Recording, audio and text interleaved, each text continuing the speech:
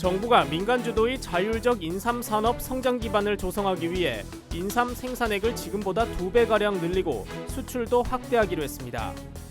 우리나라 수산물 수출액이 3년 만에 증가세로 돌아섰습니다. 1분기 수산물 수출액은 지난해 같은 기간보다 1.5% 증가한 것으로 조사됐습니다. 정부가 사물 인터넷 시장을 확대하기 위해 전문 기업을 육성한다는 계획을 세웠습니다. 이를 위해 열린 지원 사업 설명회에는 최근 사물 인터넷에 대한 관심을 반영하듯 많은 업체들이 참가했습니다.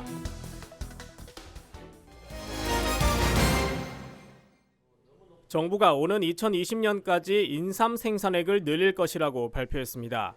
농림축산식품부는 민간 주도의 자율적 인삼 산업 성장 기반을 조성하기 위해 인삼 생산액을 1조 5천억 원으로 늘리고 수출액은 3억 달러까지 확대한다고 밝혔습니다. 이는 현재 인삼 생산액인 8,164억 원보다 2배가량 늘어난 수치입니다. 또한 민간 경쟁력 강화를 위해 인삼 의무 자조금을 올해 25억 원으로 늘리고 제조와 가공, 유통, 수출 업체를 확대할 계획입니다. 줄곧 감소하던 우리나라 수산물 수출액이 3년 만에 증가세로 돌아섰습니다. 해양수산부는 올해 1분기 수산물 수출액이 지난해 같은 기간보다 1.5% 증가한 4억 3,500만 달러로 집계됐다고 밝혔습니다.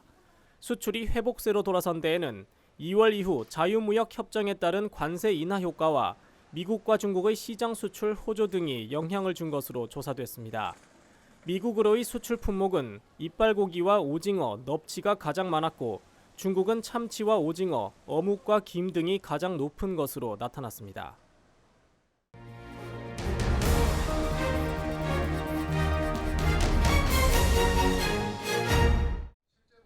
이달 초 정보통신산업진흥원이 개최한 사물인터넷 지원사업 설명회 현장. 빈자리는커녕 서 있을 공간조차 없을 정도로 업체들의 관심이 뜨거웠습니다. 이날 설명회에 참석한 기업은 대략 400여 곳. 미래 성장 동력으로 주목받는 사물인터넷에 IT 기업뿐 아니라 제조업체들까지 뛰어들며 나타난 현상입니다.